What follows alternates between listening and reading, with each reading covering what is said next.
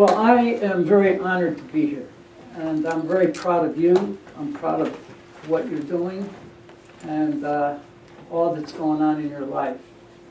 I hope there's no one here who is married with children growing up and has a full-time job or a couple part-time jobs and is being pulled into church service because you're sharp and a seminary student and being asked to do a little more than you have time to do. And then you've come to CUME on top of all that and taken one class. And if, God forbid, you're taking 2 classes, 3 classes, that's a supernatural challenge. God be with you.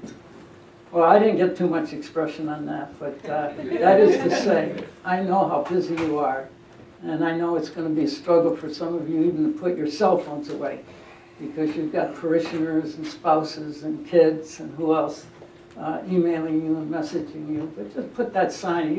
I don't know how to do this, but just, I'm in a meeting, the sign on there, and and we'll go at it.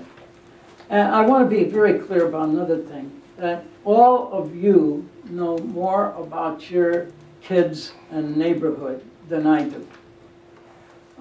You know a lot about that.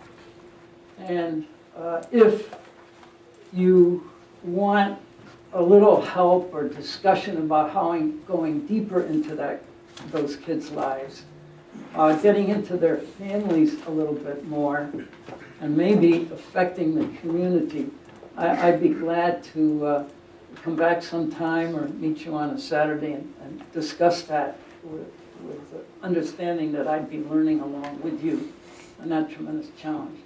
But that's not what it's about tonight. We're talking about the youth culture. So you're here, I hope, and ready for trying to get some grip on the big picture. Beyond your kids and families and church and community, what's going on in the society, in the culture. I have a colleague at Gordon-Conwell, still there and so forth, that we came on about the same time, way back in the 70s. And he and his wife raised several children, homeschooling them, taking them to a very conservative church. And yet, as he understood I was studying the youth culture, he came to me and he said, the best that we're doing to protect our kids from the culture, as soon as they step out of the door of our house, they breathe it in. And it's there. And so what we're trying to do tonight is get a hold of that bigger picture. And we're going to use some small buzz groups and your culture groups as we go along. But there's a few things that I won't be able to come up with tonight. So let me just touch base on that and some of the resources that are here for you. If you're talking about the youth culture, you're talking about Black Panther. I had a great discussion with a godly African-American friend of mine today who was disappointed in that film for some very particular reasons. I also sat several days ago in Lower Roxbury before a meeting was happening with 8 African Americans, one a very dynamic, late 20s, I would say, activist, a director of the program ACE, and they were discussing, they had all seen Black Panther. And I was amazed at what that film meant to them. And whether you're Chinese, Korean, the Virgin Islands, or whatever background, you are American. And so we all share the same culture. And we all ought to know why Black Panther was one of the biggest movies this year. And we ought to know why some people find in this film a catharsis for their pain, their anxiety, their stress, their frustrations, their anger, and find in this a sense of identity that they feel has been taken away from them and a homeland that they've dreamt about, and much more. I won't go on. The other thing that we are going to touch upon, but there's up here for you to look at, is the issue of the shooting down in Parkland, Florida. And that's big. And I hope you've been thinking and praying about this. Because this morning in Somerville, the Somerville high school students got up and walked out of the room, sat on the sidewalks for 17 minutes in commemoration and respect for the 17 lives that were taken down there. And we're going to come to this. But our president, commander-in-chief, has suggested that teachers arm themselves. And we are deeply divided about that. And this is an article up here about that suggestion from the president. Another issue that we won't get into tonight, which is huge in the culture, is the whole sexual issue and consent and the Me Too movement and what that's doing to our culture and what it's doing to teenagers. And the fact that in Boston, among other places in the country, it's been necessary to start, get this, pornographic literacy courses for junior high and high school students for several reasons. The reality is that they are watching it. And the reality is that males and females are using the pornographic sites as their best realistic sexual manual. And that is doing about 4 or 5 significant things to the young boys and young girls. And so the culture is finding that in a hypersexualized culture that we have, they're going to have to do this. And this needs to be discussed, and I don't think your church probably has done that yet, whether you're in favor of pornographic literacy models. Well, thanks.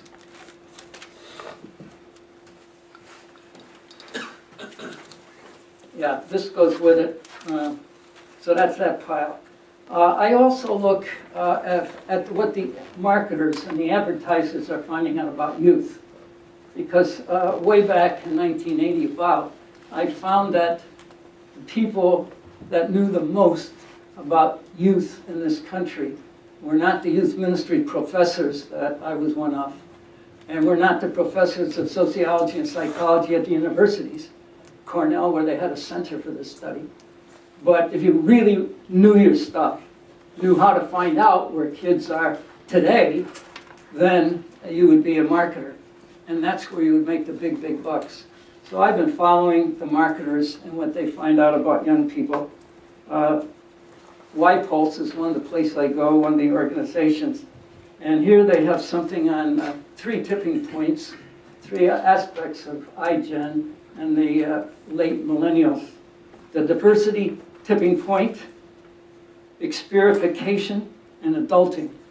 So if you want to check that out, you can. And this article is that the beer companies have found out that their beer customers are shrinking because women and some guys, but mostly women and gays, are stepping away from beer to wine and vodka, martinis, and so forth. And that's what's happening in the culture today.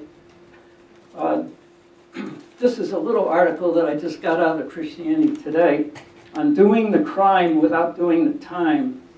And this is an important book that's just come out, Rethinking Incarceration, Advocating for the Justice That Restores.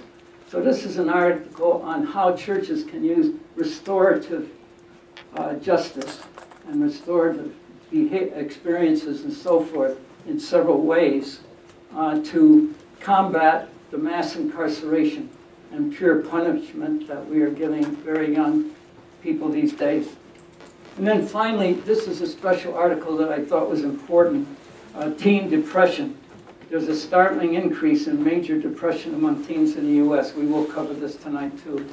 And so this is up here. 2 of the people that I've looked to for information, especially in the last few years on this subject, is Sherry Turkle. And she's done a couple of books that are particularly germane, and you can take a look at these. Life on the Screen, and we'll come to this in the presentation, and Alone Together, Why We Expect More from Technology and Less from Each Other. And then a particular favorite of mine, Jean Twenge, has done several books that we'll talk about in the presentation. And her book is up here. Now, these are secular studies. And the thing particularly about Jean Twenge that we'll get to is that she has used the 4 major studies that come out every year on teenagers from the government and from universities that specialize in this. And that has given her a coverage of 11 million, a sampling of 11 million teenagers. So she has very significant data to back her up. Of course, in all of this, we have to understand that the best that national surveys do is that they don't touch your particular youth specifically as they should. Because you've got the dominant culture of youth, and then you've got the subculture of urban youth. And in the urban youth, you have ethnic youth, and you have middle-class youth. You have poor youth with middle-class values. And finally, you have that minimum of street kids who are a small minority, but who set the tone and dominate the streets in some sense. Finally, then, to move from the secular research to a very reputable and growingly reputable Christian organization, the Barna Group. We will be hearing from the Barna Group and Gen Z. And this is more material about Sherry Turkle and her books, if you'd like to look at it, and about Jean Twenge and her books. Any question on the resources here that are open for you to look at? And you have the sense that tonight we're trying to get the big picture of the big culture and where it goes and how to deal with that. And please, if I'm talking too fast, which I can do, or you can't hear it, or if I'm not making sense, or you got a question, just raise your hand, stand up. Yes? Who's the author for the red book? Jean Twenge, Twenge. Remember, this is all on Sakai, all there, with dates and everything else like that, so you've got it there. Well, God bless us, right? As we go along. Now, am I blocking you? No? You can see? Oh, wow, that's great. Okay. I want you to soak this up, okay? So this is the time, there's going to be images here as well as print. And so please soak this up, because then you're going to be asked in just a minute to break into your buzz groups. What did you feel? What did you think? How did this affect you?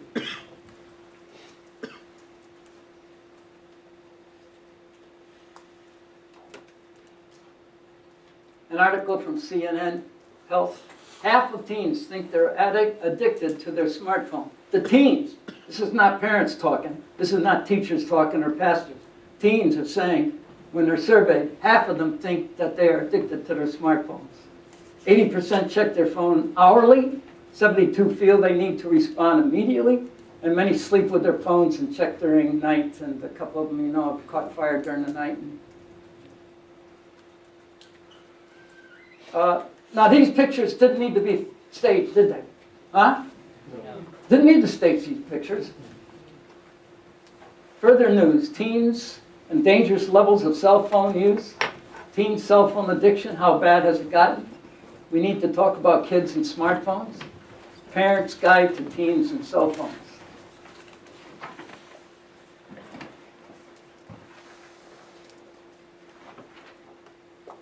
Friends, right? Huh? Are they friends? Yes. Yeah. Are they looking at each other? No. Is it easier for them to look at the screen or their friend's face? Is it actually difficult to look into the eyes and face of their best friend? Wow. What have we said? We couldn't possibly have said that some years ago. So here's your first buzz session. So do you think this deal about cell phones is a big deal? Maybe it isn't. Our church is doing enough to help children, teenagers, and parents deal with cell phones. And should our seminaries have courses or units on cell phones and pop culture? I'll give you a hint, they don't. Should they? Okay, into buzz groups with that question. With those questions. Do you think smartphones are a big deal? So Dean, Yeah, what do they have to do? so they're not sitting with their, so what might be good, so since you're gonna process. Yeah, we just, I said that earlier, but so many people come in, so thank you. Let's take just a little bit of time, and could you move all your stuff close to your buzz groups, because we're going to be operating out of buzz groups. Thank you, Virginia. Thank you.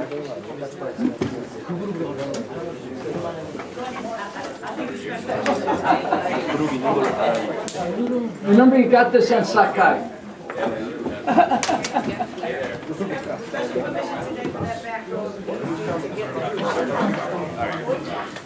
Why, thank you. I had said that earlier, but I realized I was on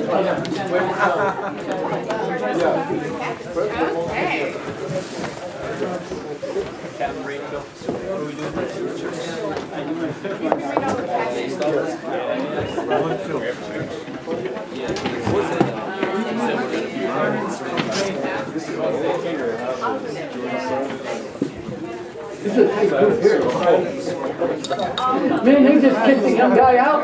Just kicked him out.